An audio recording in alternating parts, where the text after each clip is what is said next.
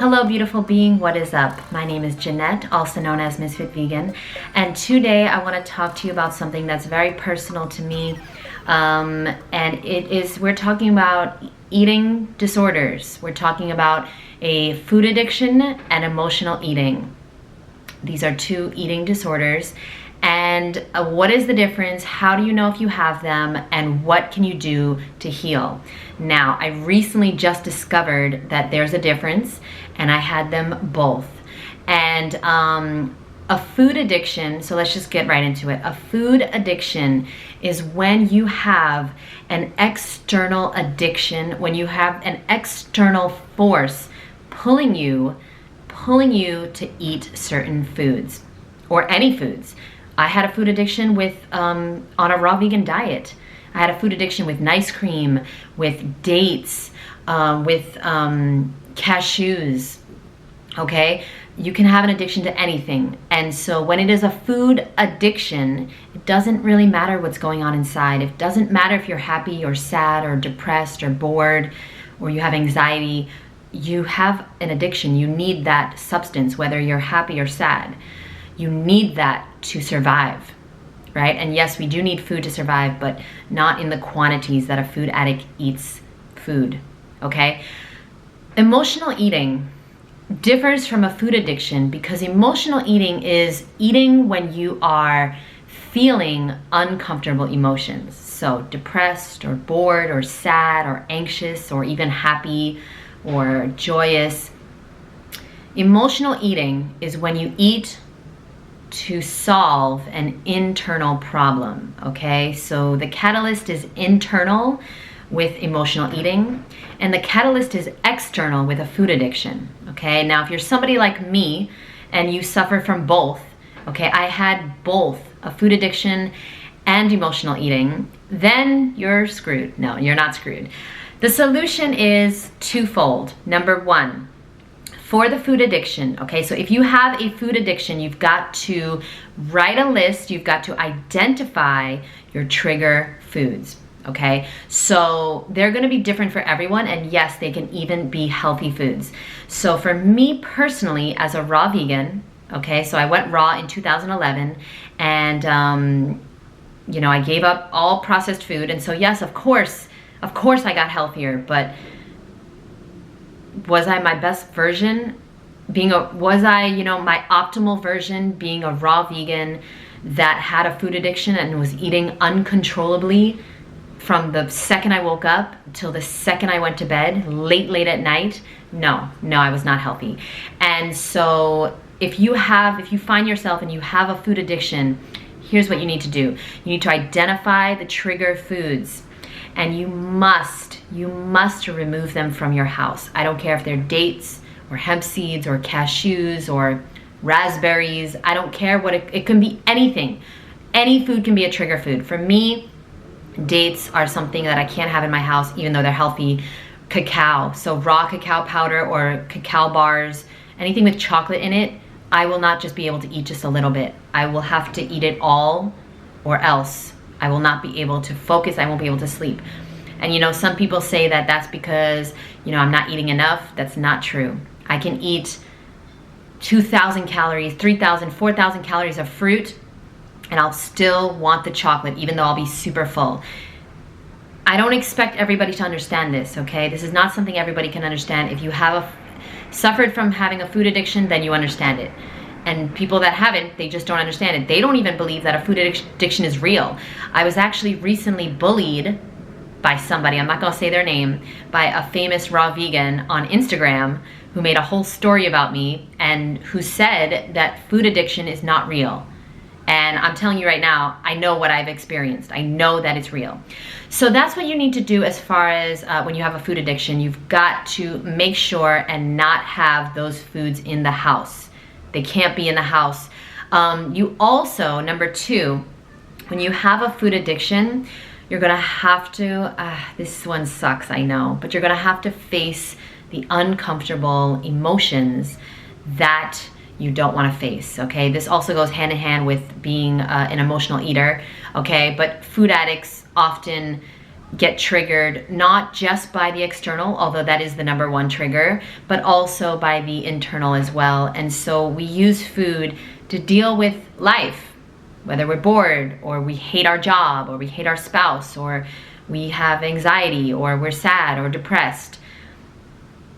You know, one of the biggest things that I can tell you if you are a food addict is you've got to look at what you're doing for a living. If you're working a job that you hate, okay, most food addicts are not doing what they're supposed to do in life. They're not living their life with passion. And so my number 2 thing that I would tell you to do is write a list of all the things you love to do. All the things you love to do. And then write a list of all the things that you would love to get paid to do, that you love to do and you'd love to do every single day and get paid for that. When you're living your life with passion and purpose, it's going to be much less likely that you will overeat and binge on food and use food as a form of pleasure. Now, let's talk about emotional eating. Emotional eating, yes, you don't want to have that food in the house, right? Of course. You don't want to be using food to deal with stress, so you want to do the same thing. You want to write a list of all the things that you love to do, that you're passionate about, that you'd love to get paid to do. But also, here's what I recommend if you're a emotional food eater, okay? You want to write a list of the times that you are most likely to overeat, okay? The times that you're most likely to use food to deal with emotions. So for example, if you notice that you use food in order to feel safe, say you feel very unsafe sometimes, maybe you live alone and you know food helps to calm your nerves, you have anxiety and you feel unsafe sometimes. I want you to write a list of all the ways that you could feel safe. Write a list of all the ways that you could feel safe without using food. I did this personally because I use food to feel safe, especially like late at night, if I'm feeling anxiety, right? Because I don't feel safe in my house. I will write a list. So I wrote this and I put this list up so that I can see it right away, right? Maybe you want to put it on your fridge. But I wrote a list of all the ways that I could feel safe. So call a friend, or like a warm, really, really soft blanket makes me feel safe. Taking a bath in warm water makes me feel safe. Listening to certain people on YouTube, okay? So listening to Louise, she has a really like comforting and assuring voice. She makes me feel safe. And so write a list of all the ways that you can start to get the feeling that food gives you in other healthy ways. Maybe it's yoga, maybe it's doing EFT tapping, which has really helped me. Maybe it's reading, maybe it's whatever it is, right? Watching a really nostalgic movie that you loved as a kid, okay?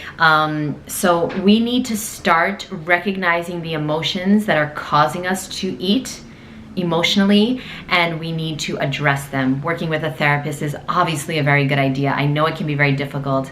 I have a lot of, resistance.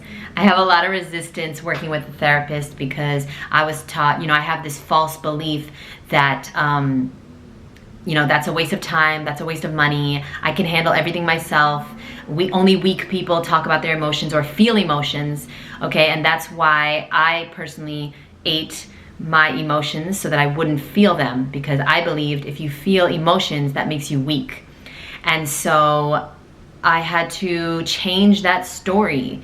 We're gonna have to start changing the story that you are believing in your head. There's an amazing book called The Untethered Soul. I would highly, highly recommend it. If you are an emotional eater, or you have a food addiction, or you're just a human, I would recommend this book, The Untethered Soul by Michael J. Singer. Really amazing. It teaches us about the voice in our head and the thoughts that we think and the words that we're saying and the beliefs that we have aren't even ours. They're just habitual thinking, and they're just stories that we started to believe about ourselves as a kid. Anyway, so those are the things that I would recommend. Obviously, there's a lot more, and if you feel like you might want someone to help you through this journey, you can DM me or email me. My information is below. It takes some time, and there's a lot of books that I recommend as well on emotional eating. I'll leave them below. Food addiction,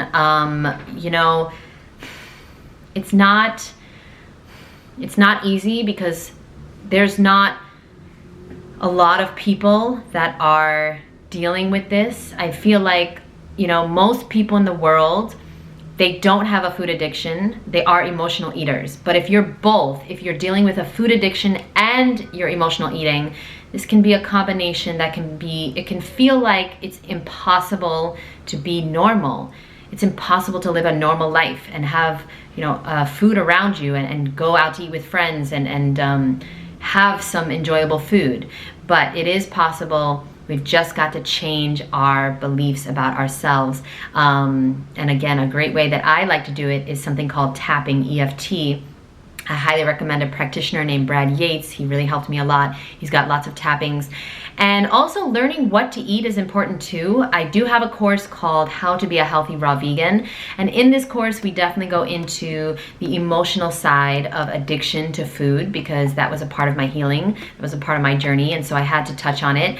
And so I tell you not only how to eat, exactly what to eat to be healthy, but how to stop eating certain foods because they are comforting, because they are making us feel better emotionally, okay? And so yes, I hope you found value in this video. I hope that helped to explain the difference between an emotional eater and a food addict. And if you would like any more information, there's some resources below, including a free book that I like to send people to help them just get healthier, easy recipes to help them along this journey. Because remember, it is 50% emotional, 50% the food. You're never gonna be healthy if you're just eating healthy. You're never gonna be healthy if you're just dealing with your emotions and you don't know what to eat and you're eating junk food, right? You've got to combine the two. 50% mental, 50% tangible, exactly what to do, right? The food. 50% food, 50% mental. That is health. And so, I thank you so much for watching. If you liked this video, please subscribe. It's free. And click the bell if you'd like to know when I post a new video. And I will see you guys in the next episode. Bye.